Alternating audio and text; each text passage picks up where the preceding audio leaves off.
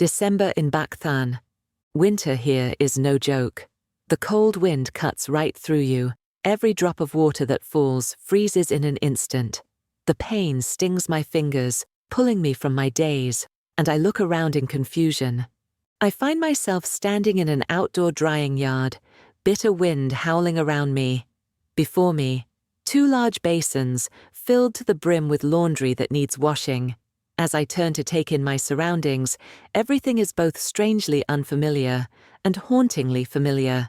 The buildings here, those austere structures, unmistakably from a previous era, and the banners, all carrying their own slogans and meaning, make me feel as if I've stepped straight back into history. My gaze drops to a bright red cotton jacket soaking in the basin, and beside it, several sets of children's clothes. I lift my hands. They're red, swollen from the cold, covered in chilblains. In that instant, clarity hits me. I've been reborn. I've returned to the winter of 1981. This was the second year of my marriage to my unit's leader, Ko Ngoc Than. At this moment, I was 3 months pregnant. The piles of clothes before me reminded me that I was now doing laundry for someone else's beloved. That someone? Tu Tiu Tiu, Ko Ngoc Than's Bai Nguyet Kwang. A Chinese metaphor for a man's white moonlight, the unattainable love of his life, and her daughter, little Tiu Chan Chao. In my previous life, Tu Tiu Tiu had accidentally injured her hand and could not move it. Ko Ngoc Than, feeling pity, arranged for me to take care of both mother and daughter. Every day I prepared their meals, did their cleaning, washed their clothes. I even shared with them my precious rationed sweets, white rice, flour, meat, and eggs. Things that, in those days of scarcity, were treasures, all so Tu Tiu Tiu and her daughter could be healthy. Back then, I loved Ko Ngoc Than. I treated his every word as law, devoted myself to my duties as a soldier's wife, always eager to help others, always worrying about everyone else. I convinced myself that Ko Ngoc Than cared for Tu Tiu Tiu simply out of sympathy. Her mother was gone. She was raising a child alone. Surely that was just the noble tradition of a soldier, and a soldier's wife. But only later did I realize Tu Tiu Tiu's so-called hand injury. It was just an act. She simply refused to wash clothes in the bitter winter, not wanting her hands to get cold or chapped. She wanted to protect her beautiful, delicate hands, and so she shamelessly took advantage of me, a willing servant, eager to do everything for her. But her ambitions didn't stop there. Not only did Tu Tiu Tiu use me as free labor, she coveted my job as well. Ko Ngoc Than, always listening to her every request, would immediately assign my tasks to her whenever she asked. Soon after, he'd help her earn merit and gain promotions. Eventually, Tu Tiu Tiu began to crave the position of commander's wife. She even had her daughter, little Tiu Chan Chao, push me while I was 5 months pregnant, causing me to miscarry, leaving me unable to ever have children. No job, no child. In that era, my fate was as bleak as you can imagine. I always believed I was unworthy of Ko Ngoc Than. I was terrified he would abandon me. So I shrank further, humbly enduring, working myself to the bone for him, wearing a drawn, lifeless expression, while Tu Tiu Tiu, her lips always bright red, her teeth dazzling white, shone like the sun, my complete opposite. Of course, the more radiant she became, the more Ko Ngoc Than disliked me. He avoided me, finally sending me back to his parents in the countryside, telling me it was for me to focus on caring for his family so he could serve the nation without worry. In my previous life, I always felt guilty towards Ko Ngoc Than, grateful for his kindness, diligently looking after his parents. Because I could not bear children, his parents often blamed me. Meanwhile, Ko Ngoc Than thrived with Tu Tiu Tiu in Beijing. I spent 30 years caring for his parents until they passed away. When I finally returned to Beijing to look for Ko Ngoc Than, I discovered that he and Tu Tiu Tiu were now openly husband and wife. Only then did I realize how utterly absurd my life had been. But now I was certain. I had come back. I kicked over the basin full of Tutu's laundry. If someone wants to wash these clothes, let them do it. I am not washing them anymore. I strode back toward the room that belonged to me and Kongok-than. The moment I returned, I heard a door open next door. Tu poked her head out from her warm, cozy room. When she saw me, she forced a fake smile and called out sweetly, "Tu-le, you're back? Did you finish all the laundry?" I shot her a glance, disgusted by her insincere, syrupy face, then slammed my door shut, hard. Once the latch was in place, I marched straight to the bedroom, bent down, and pulled out the box from beneath the bed. Inside were meat coupons, grain coupons, fabric coupons, and a small pile of cash, my careful savings from 2 years of marriage, to Kongok-than. In those days, these coupons were more precious than money itself. Without them, you couldn't buy meat, rice, or even fabric for a new shirt. A reality of life in the planned economy. Some of those coupons and cash had already been quietly taken by Kongok-than to provide for Tu and her daughter. Thanks to that, the two of them always wore new clothes, ate white rice, flour, eggs, and pork, their faces rosy and skin fair, looking every bit the picture of good health. As for me, malnutrition had left my hair brittle and yellow, my height of 1.68 meters, paired with a weight of barely 45 kilos. My clothes were patched and repatched until they finally fell apart. In my last life, I had always pinched pennies, denying myself so that others could live better.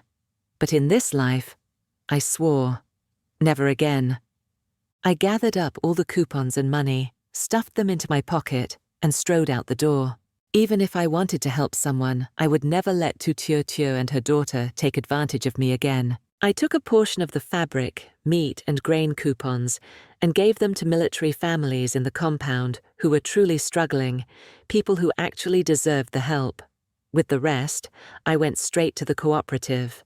There, I boldly used my fabric coupons to have 4 new sets of clothes made for myself, and exchanged meat coupons for 3 gin of pork ribs, eggs, and vegetables. A veritable feast in those days, when everything was strictly rationed. When I returned home, I found Kongok-than standing with his back to me, deep in conversation with Tu. She clung to his arm, her eyes glistening with what could only be crocodile tears, a universal expression for faked emotion. When she saw me, she immediately piped up, "Tu-le, you're home."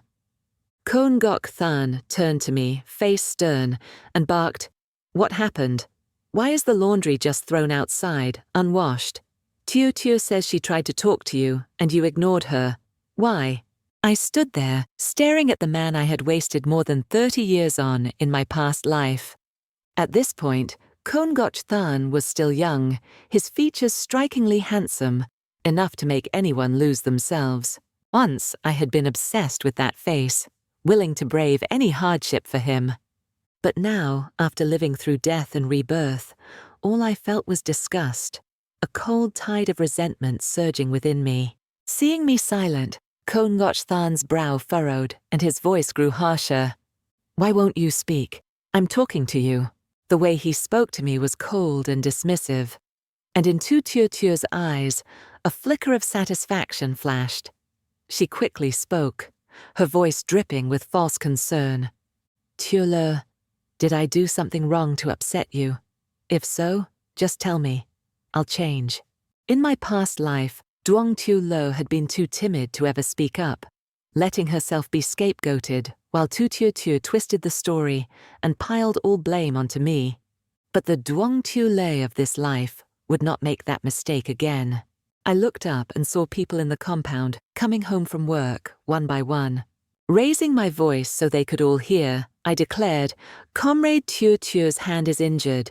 She can't do any housework or laundry. All of it falls to me, and honestly, I truly wanted to help. Cooking, cleaning, keeping her life comfortable. But my body can't take it anymore." My words echoed through the courtyard, stopping people in their tracks. Kongok-than, realizing the attention we'd drawn, tried to silence me, but I pressed on, speaking even louder. Just now, when I was dropping off her laundry, I fainted and collapsed on the ground. No one noticed.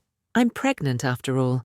If this keeps up, let alone the child, I'm not sure even I'll survive. Hearing what I said, Konok Than suddenly remembered that I was pregnant. He asked, "You're pregnant? Why aren't you resting?" I looked at him calmly. Of course I'd like to rest. But weren't you the one who told me to help Comrade Tiu Tiu because her hand was injured? These days she can't do anything, so every single chore falls on me. If my body is weak, isn't that my own fault? I'm sorry, I really am. It's all my mistake.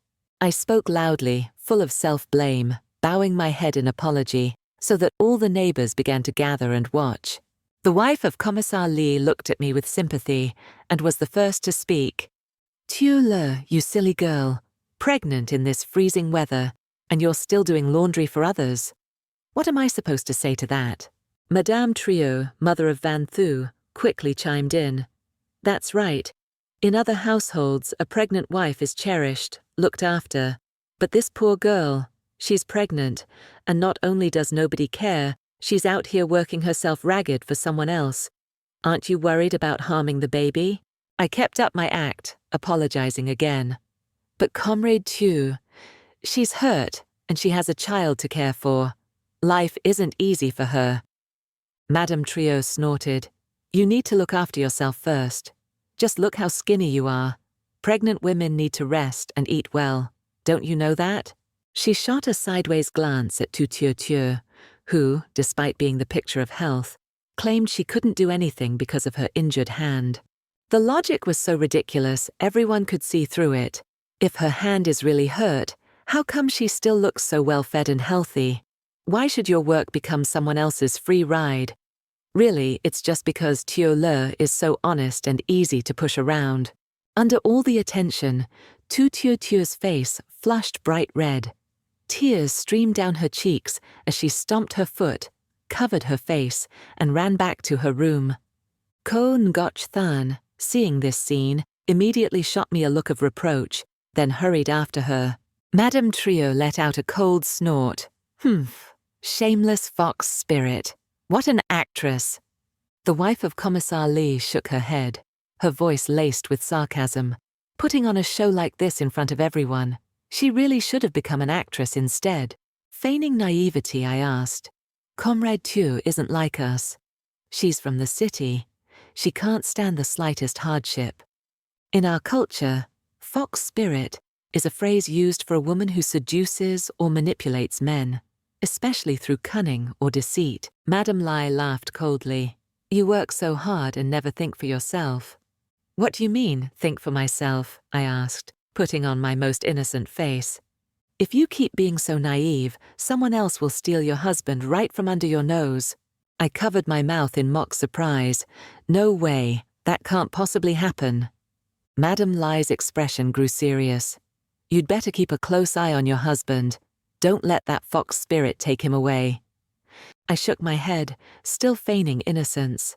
No, they're just friends. Ngoch Than only feels sorry for her. She doesn't have a husband. He's just helping Comrade Tiu. That's why he's given her our meat, grain, and fabric coupons every month, and even gives her 50 yuan in cash too. What? Both Madame Lai and Madame Trio stared at me, their eyes wide. I played the innocent fool, recounting everything that Ko Ngoc Than had done to help Tu Tiu Tiu and her daughter. They looked at me as if I were from another planet, full of pity and exasperation at my naivete. Knowing these two women, I realized that before long, rumors of the ambiguous relationship between Ko Ngoc Than and Tu Tiu Tiu would spread throughout the entire compound. Having aired my grievances, I went home in peace, cooked pork rib soup, and steamed eggs to nourish my body. Dinner was soon ready. 2 large bowls of rice with pork soup and soft, silky steamed eggs. After eating my fill, I felt stronger, more energetic, happier than I had in a long time. I cleaned up, washed the dishes, then returned to my room to rest and plan for the days ahead.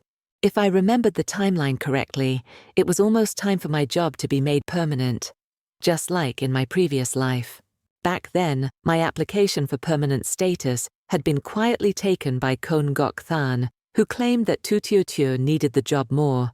He'd written her name on the form, and she'd replaced me as a full employee, tying herself to Kon Gok Than for years to come. This time, I would never be foolish enough to let what was rightfully mine fall into her hands. If Kon Gok Than felt so much pity for Tu Tue Tue, if he wanted to take care of her and her child for the rest of his life, then I would gladly help him fulfill that wish. I would give up this child and divorce Kon Gok Than. Lying in bed, turning these thoughts over and over, I quickly drifted off. I had no idea when Kon Gok Than came home that night. The next morning, when I woke up, I found him in the kitchen, a rare sight. He was actually making breakfast. When he saw me come out, he set the meal down and called, "Tue Le, come eat." I sat down at the table. He handed me a pair of chopsticks and said, "Tue Le, we still have some grain coupons, meat coupons, and fabric coupons left, right? Take a few and bring them over to Tu Tue Tue later. It's winter. She and her daughter hardly have anything warm to wear. They'll freeze if they go on like this." I almost laughed. All of Tu Tue Tue's and her daughter's clothes were brand new. She even had multiple sets to swap out. Meanwhile, the cotton-padded jacket I was wearing was the only one I'd had since getting married. It had already lasted 2 years and was still the only thing I had to keep warm. But Kon Gok Than acted like he didn't see any of that. He was far too generous, to mother and daughter too, and completely blind to my own hardships. I lowered my head, drinking my thin rice porridge in silence. Inside, a sour bitterness welled up. Thinking I agreed, Kon Gok Than kept going. "Oh, and Tue Tue's daughter is growing fast. She can't go hungry. Just give them all the meat coupons." That was the last straw. I set my bowl down, speaking up at last. "All the fabric and meat coupons are already gone." "What?" Kon Gok Than frowned, his voice stern. "Tue Le, as the wife of a soldier, you should always put the needs of the people first. Think about what the people need, care about what the people care about." That phrase, "put the people first," was the classic party slogan, one that justified all sorts of sacrifices in the name of the collective. I took a sip of porridge, set my bowl down, and asked him quietly, "So when you say help the people, do you mean helping everyone in need, or just helping Comrade 2 in particular?" Kon Gok Than's face froze. He never would have dreamed that I, who'd always been so quiet and submissive, would speak to him like this. I pretended not to notice his discomfort and started counting on my fingers. The family of Comrade Ngo in the West Wing. They really have it tough. 3 kids and not even enough clothes to go around. Even in winter, the children go barefoot. As a soldier's wife, I couldn't let them suffer, so I gave them all the fabric coupons to buy proper clothes for winter. And then, Commissar Ha's family in the south. His elderly mother is seriously ill, and there are 6 or 7 people in the house. I heard they haven't had a bite of meat in days, all skin and bones. They're the ones who truly need help, so I gave them the meat coupons. As I spoke, I watched Kon Gok Than's face turn pale, his expression growing uglier by the second, as if he'd just swallowed a bitter pill. Hadn't he always insisted that helping Tu Tue Tue and her daughter was helping the people? Fine. I would show him what real helping looked like. With nothing left to say, Kon Gok Than lost all composure. As soon as breakfast was over, he stormed out, heading straight for the barracks. I finished cleaning up, then went out myself. According to my memories, today was the day I would receive the notice about my formal job transfer, the same as in my last life. Back then, after getting the transfer form, I'd brought it home to discuss it with Kon Gok Than. He'd easily handed it over to Tu Tue Tue, giving her my position and letting her become a full employee, tying her to him for years. This time, I wouldn't make such a stupid mistake again. When I got the form, I wrote my own name, quick and neat, onto the transfer application. I glanced at another application, the one for Beta Huang, the remote frontier area, just issued by our superiors. Without hesitation, I filled in my name and handed it back. The leader was visibly surprised. Why would you want to go to Beta Huang? Isn't your husband, Comrade Ko, about to become an officer? Did he agree to let you go? I smiled, answering firmly, This is my decision. Right now, I only wish to serve my country. Kon Gok Than is a soldier. He'll definitely support my choice. The leader looked at me and nodded with respect. You two are truly admirable, he said, giving me a thumbs up. If you're chosen to go to Beta Huang, you'll have to leave in a little over 20 days. There's still plenty of time to prepare. That afternoon, on my way home from work, I ran into several neighbors. Everyone pretended to greet me seriously, but their questions were thinly veiled inquiries about what was happening between Kon Gok Than and Tu Tiu Tiu. 3 women together always meant drama. Their looks were full of sympathy for me, but the meaning behind their words was clear. They all condemned Tu Tiu Tiu as shameless. It seemed that Madame Li and Madame Trio had already spread the story throughout the compound. Everyone I'd ever helped stood firmly on my side. They all said Tu Tiu Tiu was a disgrace, bullying others and trying to steal another woman's husband. Some even advised me to formally report her for undermining the marriage of a soldier, which, in this era, was a serious accusation that could destroy her reputation. But honestly, I had no intention of doing that. As much as I hated both Tu Tiu Tiu and Kon Gok Than for their shamelessness, I never once thought of taking revenge. All I wanted was for things to end peacefully. As long as they didn't go too far, I was even willing to divorce Kon Gok Than and let them be together. As I was mulling this over, one neighbor suddenly shared some surprising news. Tu Tiu Tiu went to the hospital today. She spent a long time in the obstetrics department with Dr. Vuong Din Din. She didn't come out for ages. Do you think she might be pregnant? Better be careful, Tiu Le. My face didn't change, but inside, a cold chill spread through me. I knew exactly why Tu Tiu Tiu had gone to the hospital. Now that Kon Gok Than had been promoted, she wanted to do what she did in my last life, make her move against me and my child. If Tu Tiu Tiu was still determined not to repent, then she couldn't blame me for what would come next. I strode quickly home, and sure enough, there she was, standing at my door, her eyes full of venom. I unlocked the door, and she followed me in. Once the door was closed and she'd made sure we were alone, she dropped all pretense. She confronted me directly. Duong Tiu Le, you did it on purpose, didn't you? I curled my lips into a cold smile. I don't know what you mean. Don't play dumb. Last night you deliberately said those things in front of everyone. Then you sneaked around gossiping about me to Madame Trio and Madame Lai, ruining my reputation. And Ngok Than's too. I stared at her in feigned confusion. Ruined your reputation? What reputation do you have to ruin? I looked her up and down, my gaze openly questioning. You're a divorced woman, clinging to a married man, eating his food, taking his things, wrapped around him day and night. Do you think that's what a decent person would do? For a moment, I was almost surprised at my own sharpness. Tu Tiu Tiu was stunned, momentarily speechless. I sneered. Don't bother pretending anymore. I see right through you. Aren't you just relying on your old feelings with Kon Gok Than, trying to trick him, get a free meal, and hang on to him? If you really loved him, would you have left him for another man all those years ago? My words struck right at her sore spot. Her face flushed, the color of pig's liver. So that's what kind of person you are, Duong Tiu Le. Pretending to be obedient and pitiful to fool everyone. I underestimated you. I fired back without hesitation. Compared to you, I'm nothing, just a grain of sand beside a mountain. I've never spoken so harshly to your face before, have I? No wonder you can't stand it now. She shot back with contempt. Look at you, so provincial, so backward. If I hadn't left back then, do you think Kon Gok Than would ever have married you? He only married you because he had no other choice. He needed a wife who'd listen, who'd serve him. He's never loved you, not for a moment. She laughed, full of mockery. Even if Kon Gok Than loved you, what could you be to him? You're just a rat, hiding in the sewers, never able to come out into the light. The only way you two could be together is if you kept sneaking around.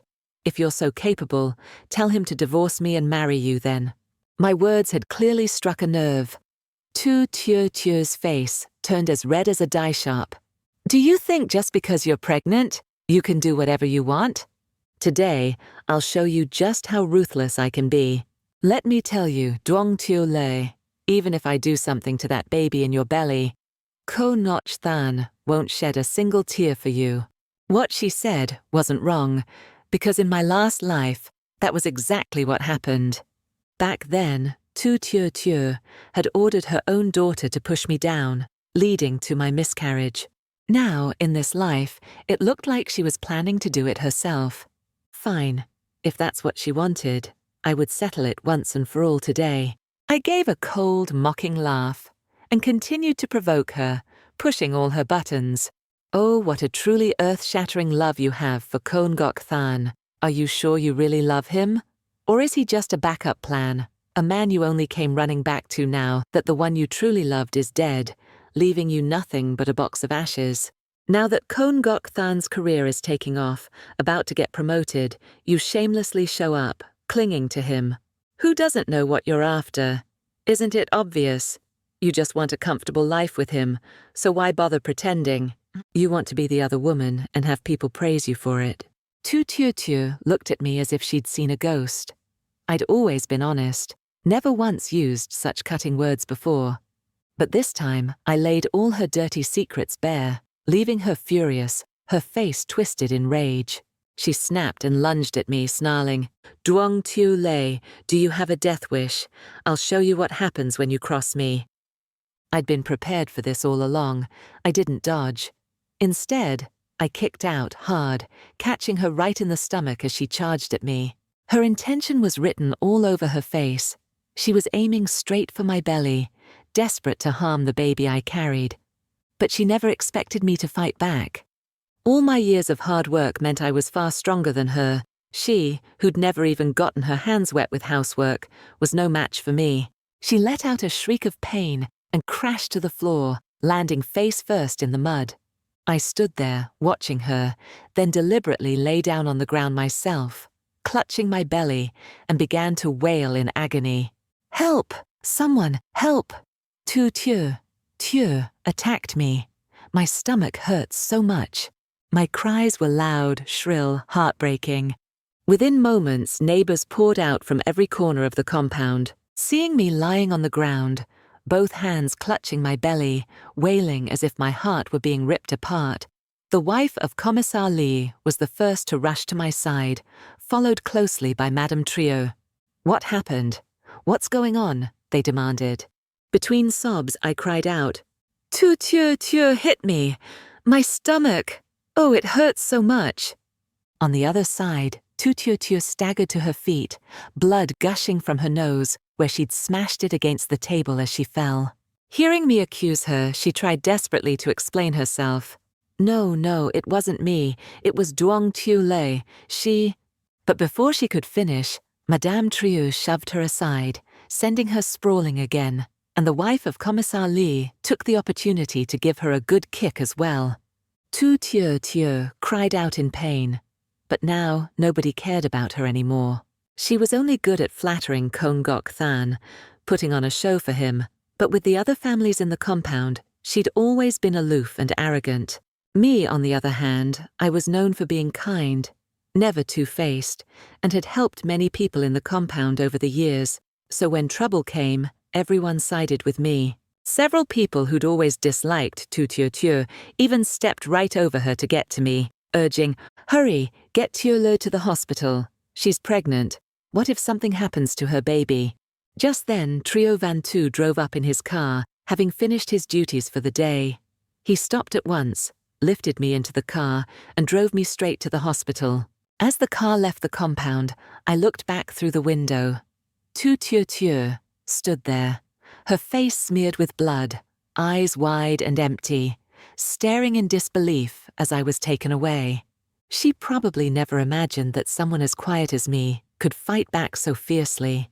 After all, tricks like false accusations and preemptive strikes had always been her specialty. She'd often badmouthed me to Kongok Than and, together with her daughter Tu Chan Chao, set up countless traps to harm me. Seeing me scolded by Kongok Than, both Tu Tiu Tiu and her daughter, Tu Chan Chao, hid in the corner, grinning smugly. Tu Tiu Tiu, I was nothing more than a foolish, useless woman, someone who was easy to manipulate, not worth a second thought. That's why she could never understand how I'd suddenly changed, how I could fight back so fiercely. I gave a cold, thin smile. This was only the beginning.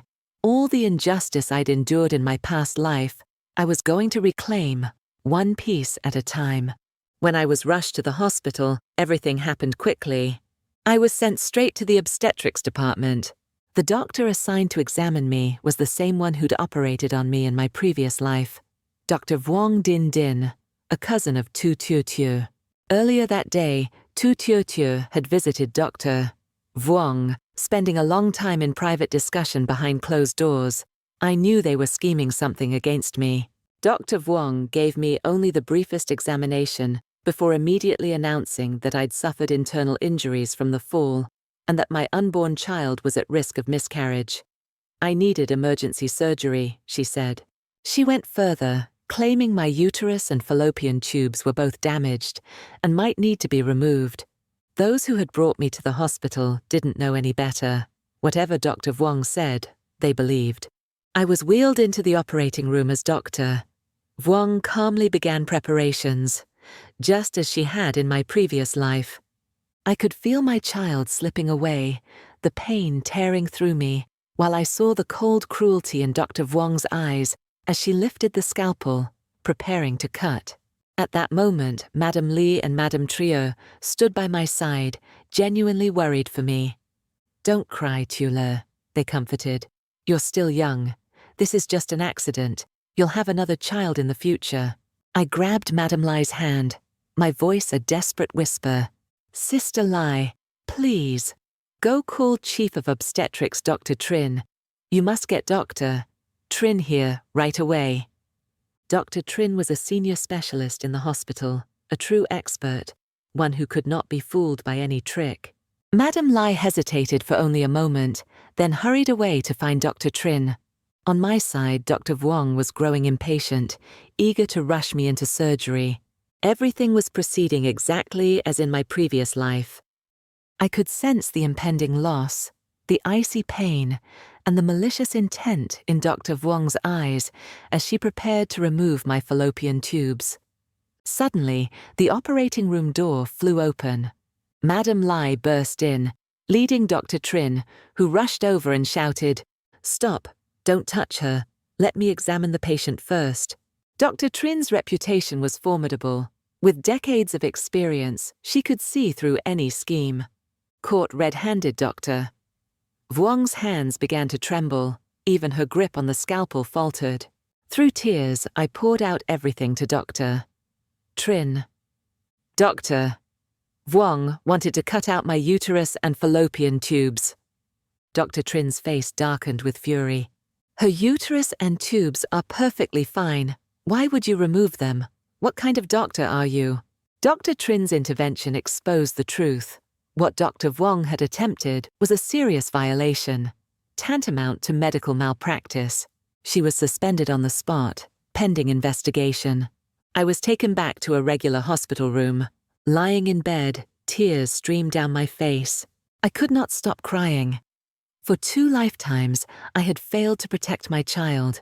In my previous life, I was helpless, trapped by Tu Tiu Tu's schemes. In this life, it was my own decision to let go of this child. I knew Tu Tiu Tu would never let me give birth. She was waiting to take her place as the wife of the unit leader. The woman who'd performed my surgery, Dr. Vuong Din Din, was Tu Tiu Tu's own cousin. In my last life, after I was pushed by Tu Tu's daughter, it was Dr. Vuong who operated on me. My child never should have died. I never should have become a woman unable to have children. It was all because of Tu Tu's cruelty, her willingness to collude with her cousin for her own selfish ends. Even though in this life, I still lost my child, this time I would never forgive Dr. Vuong Din Din. Chief Dr. Trin was a doctor with true responsibility and integrity. In the end, Vuong Din Din was dismissed from the hospital for her grave medical misconduct. 3 days later, Kon Gok Than finally returned. He opened the hospital room door and stepped in, bringing the cold wind with him. I was half sitting, half lying on the bed, watching him approach.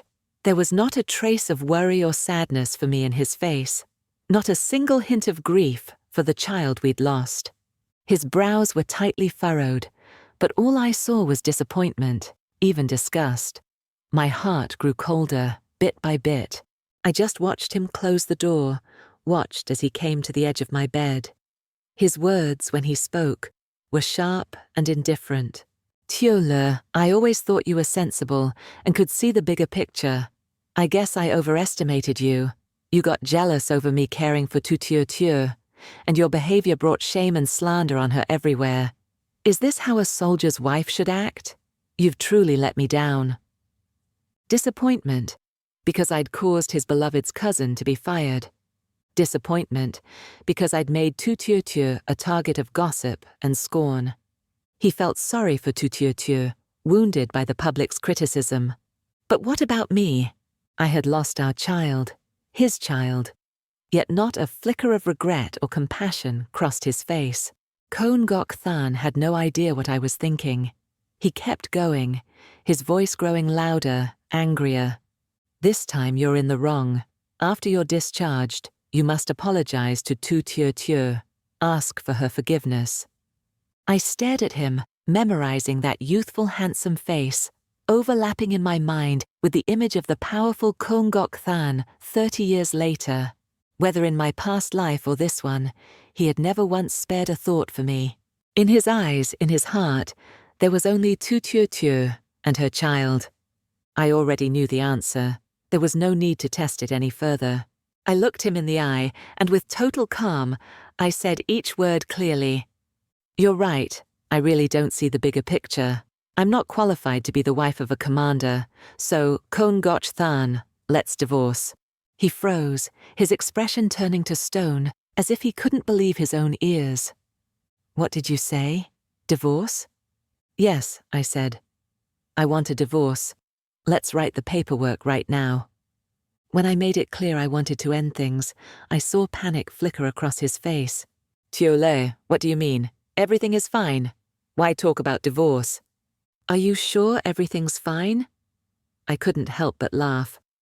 "It's been 5 years since we met and got married. In those 5 years, have you ever cared about me?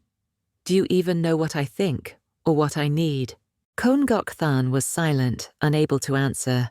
All along, it was me who gave everything. Me who put him at the center of my world. His words were law to me. He knew how much I loved him, how I would lower myself just to please him. With someone like me, so self-sacrificing, so willing to be small, why would he ever care about my feelings? In his heart, there was only Tu Tio Tio. He wanted to do everything for her. So I'd set him free. I spoke what I had always held in my heart. Tu Tio. Tio said she is the woman you truly love, the one you've pined for, the one you'd do anything for. If that's the case, then I'll step aside. Let's get divorced. Exposed so directly, Kon Gok Than still refused to admit it. No, that's not it, Tio Le. You misunderstand us. There's nothing between me and Tu Tio Tio. Oh? Then what is it? Tell me. What's your relationship with her? You split your salary with Tu Tio Tio and her daughter, but never gave me a single penny. You worry about them having clothes to wear and food to eat, but have you ever cared about what I wear, what I eat? He was speechless, unable to answer a single word. It took a long while before Kon Gok Than finally answered me. I just felt sorry for her, that's all. There are plenty of people in this world who deserve sympathy, I replied. Why is it that I never see you splitting your salary with anyone else? Why only Tu Tio Tio? He couldn't answer. For a moment, embarrassment and frustration flickered across his face.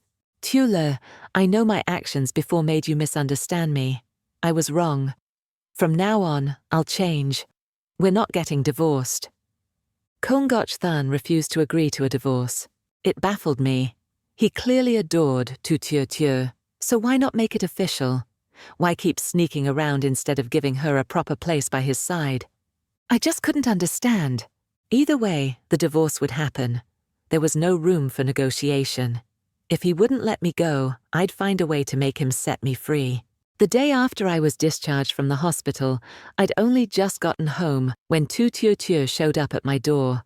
A fresh scar on her nose made her look almost ridiculous. I met her with a cold stare. "What do you want? You're not welcome here." She glanced around to make sure no one else was home, then gave a cold, mocking laugh. "Duong Tu Lei, I never thought you'd pull a stunt like that. I really underestimated you." I held her gaze. "I doubt you came here just to say that, did you?" "Of course not." She narrowed her eyes. "So you're using retreat as advance, demanding a divorce from Ngoc Than. I know exactly what you're up to. You picked just the right moment, didn't you? But do you really think Ngoc Than doesn't want to divorce you? He simply can't. Now that he's been promoted, you know how strict party discipline is. Any hint of scandal could ruin his future. He's only keeping you because he has no other choice." "Oh?" I replied coolly. "So because of his bright future, he won't divorce me. That means you'll never be able to be with him openly, right?" For a moment, Tu Tieu Tieu couldn't hide her frustration. She hissed, "Duong Tieu Lei, mind your own reputation for once. If you dare to do something, why are you afraid of what people might say? I don't want to waste my time with someone as uncultured as you. I'm here to let you know, since Ngoc Than can't divorce you, he's agreed to let me take your job instead. Get ready to be unemployed, Duong Tieu Lei." "Is that so?" I smiled coldly. "Then let's see how things turn out." She left with a look of smug satisfaction, convinced that my job was already hers, that I'd give it up for the sake of Kongoc Than, that her easy, comfortable life would continue just like before. She was sorely mistaken. Later, when Kongoc Than came home, he brought plenty of food. Pork ribs, eggs, even fresh fish. His attitude toward me was noticeably warmer than before. He even spoke to me first, poured me a cup of brown sugar water, then disappeared into the kitchen to cook dinner. Soon, the table was covered with delicious dishes. He called me to the table. I sat down quietly and ate, while he kept watching me with careful attention. After I'd finished and put down my chopsticks, he finally spoke. "Tu Le, there's something I'd like to discuss with you." I nodded, waiting. He cleared his throat. "Last night I thought things over and realized my mistakes. I shouldn't have gotten so close to Tu Tieu Tieu out of pity or treated you, my wife, so coldly. I know I was wrong. From now on, I'll change. I'll try to cut off contact with Tu Tieu Tieu." I said nothing, just looked at him quietly. But after all his promises, his tone suddenly shifted. "Tieu Le, right now, Tu Tieu Tieu doesn't have a job, and raising her child alone is really hard for her. As soldiers, our duty is to help the people. I think if she can get an official position, she'll be able to support her daughter by herself, and I won't have to help her anymore. So, could you give up your official job quota for her?" I couldn't help but laugh. It was exactly as Tu Tieu Tieu had said. If I hadn't lived through it all once before, if I didn't know exactly how everything would play out, I probably would have foolishly believed in Kongoc Than again. What a shame. I shook my head. Why should I give up my job to Tu Tieu Tieu? There's a much better solution. A look of unease flashed across Kongoc Than's face.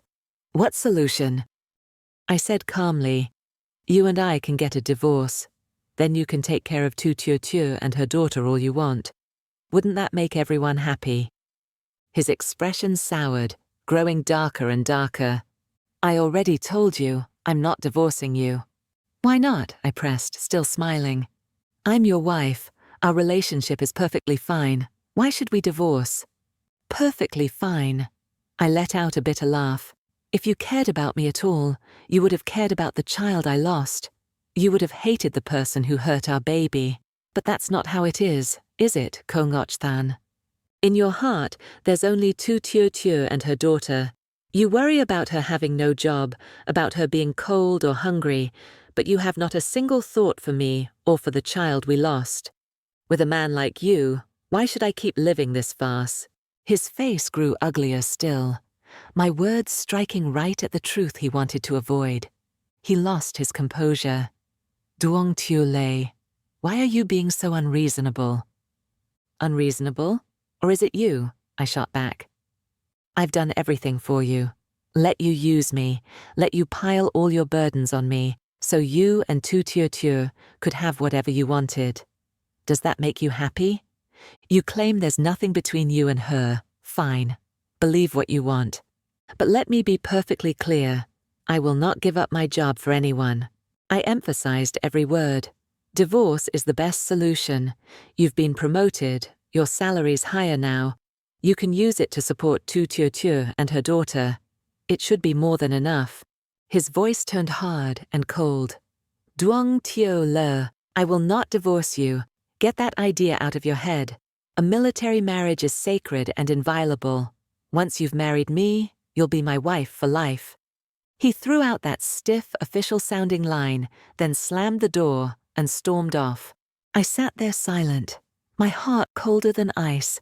I truly thought, once I'd laid everything out so clearly, Ko Ngoc Than would gladly accept a divorce. But he refused.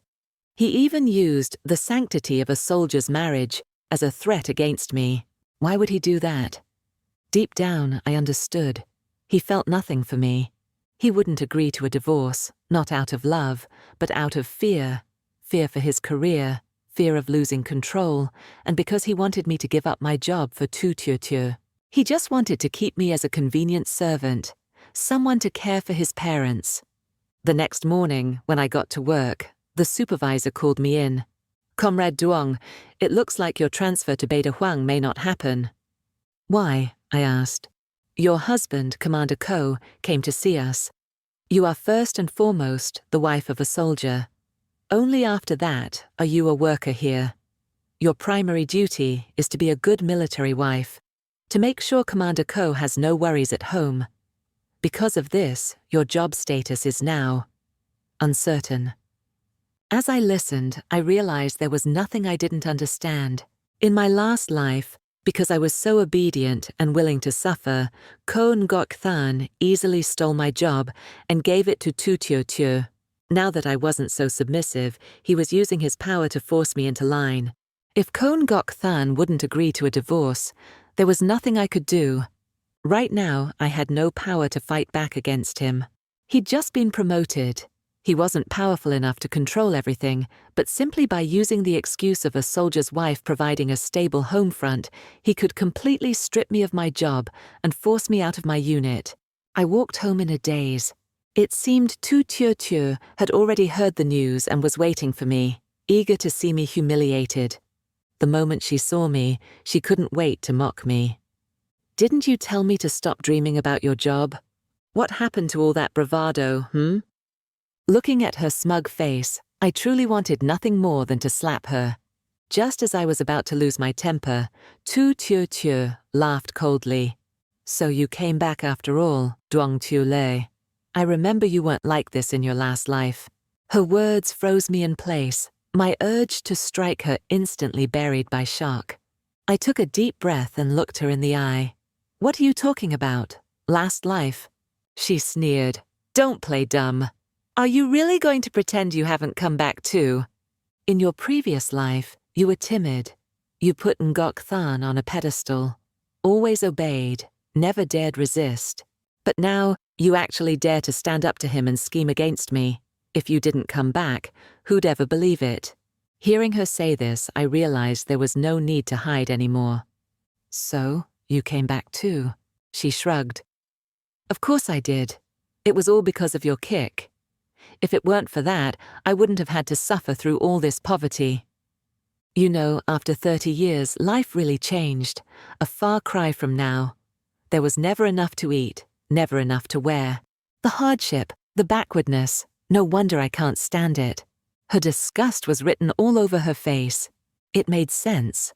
After all, in our past lives, she'd lived out her days in luxury beside Kongok Than, in a Western-style villa with servants, bodyguards, and the best food money could buy. To be reduced to this must feel like torture for her. Thinking about our previous lives, I suddenly felt a ripple of sympathy for Tu Tue Tue. If you've come back as well, let's just be direct. What do you really want? My job, or Kongok Than? She gave a sweet, calculated smile. Obviously, I want both. You can't have both, Tu Tue Tue. It's like wanting both the fish and the bear's paw, a classic idiom meaning you can't have everything. Now you have to choose. Which one do you want? She hesitated, her eyes darting, weighing the options. It was clear she remembered what a glorious life it was to be the wife of Commander Ko, the money, the status, the youth, the promise of a dazzling future. She was wavering, just as I'd predicted. Work is just hard and exhausting. How could that compare with the honor of being the commander's wife? I offered. I can help you get what you want. All you have to do is let me divorce Kongok Than. I'll keep my job, and you can marry him, step by step, until you become the wife of a rising star. Of course, Tu Tue Tue didn't just want to be the wife of a commander. She wanted to be a high-ranking officer's lady, to climb as high as she could. After a long moment, she eyed me carefully. How exactly do you plan to help me? I smiled. Naturally, I'll make sure you get what you want as soon as possible. 2 nights later, in the middle of the night, the entire compound was thrown into chaos by a shocking event. I, the legal wife, caught Tu Tue Tue and Kongok Than red-handed, together in bed, not a single stitch of clothing between them. My screams and cries echoed through the darkness, ringing out so loud that every light in every house flickered on. I kicked open the door and stormed inside. Tu Tue, panicked, tried to block my way. Duong Tue Le, what are you doing? We had an agreement. But Kongok Than, completely bewildered, stammered. What? What's going on? This isn't what it looks like. Both of them scrambled, desperate to find their clothes, but I was faster. I snatched up every piece and hurled it out the door into the corridor. Kongok Than exploded. Duong Tue Le, give me my clothes. There's got to be some mistake. Let's talk this out. But I wasn't about to give him a chance to explain. Instead, I wailed even louder, pouring every ounce of grief and fury into my voice. Within moments, the small room was packed tight with curious onlookers. Neighbors, colleagues, even senior officers' wives. People gasped in shock. My God, Commander Ko and Tu Tue Tue, how could they be so brazen? What happened to morality and discipline? Desperate, Kongok Than kept trying to explain. It's not like that. This isn't what you think. Please, listen. But Tu Tue Tue, completely naked and mortified under all those prying eyes, dove into Kongok Than's arms, seeking his protection. But as more and more people crowded in, Kongok Than, his face burning with anger and humiliation, shoved her aside, leaving her completely exposed to the crowd. Still, she was his white moonlight, his secret beloved, so he quickly grabbed a blanket to cover her up. He turned to me, begging, Please, Tue Le, you have to help me explain. There's a misunderstanding here. I wiped my eyes, tears streaming down my face. You two have been sneaking around for ages. I always knew there was something between you, but I had no way to stop it. And not only did you betray me, Tu Tue Tue even pushed me, causing me to lose my child. Kongok Than, you knew I lost our baby, you knew I was hurt, but you never cared, not even once. All you ever worried about was your own reputation and your job. You even threatened me to keep quiet and tried to force me to give my job to her. Lies! Kongok Than shouted, his eyes wild. But I stood my ground. If you don't believe me, ask our leaders. I was ready to follow the party's call and go to Beta Huang. I'd already agreed to divorce so the two of you could be together. But even then, you still refused to let me go. You just kept making things harder for me. I broke down in honest, bitter tears. The crowd, seeing my sincerity and pain, began to speak up in my defense. That's right. Tio Le is such an honest girl. Look at the clothes she wears, patched and faded. Nothing fancy. But that Tu woman, always dressed up, eating well every day, even though she doesn't have a job. Word is, Commander Ko even gave her half his salary. The best ration tickets, the meat, rice, fabric, all went to Tu Tio Tio and her child.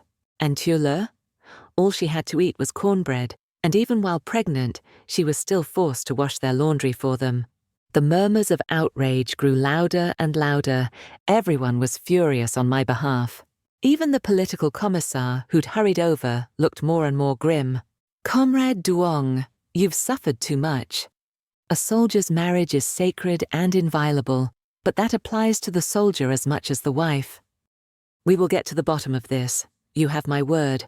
Ko Ngoc Than was suspended from his position and placed under investigation. The military leadership took the incident very seriously.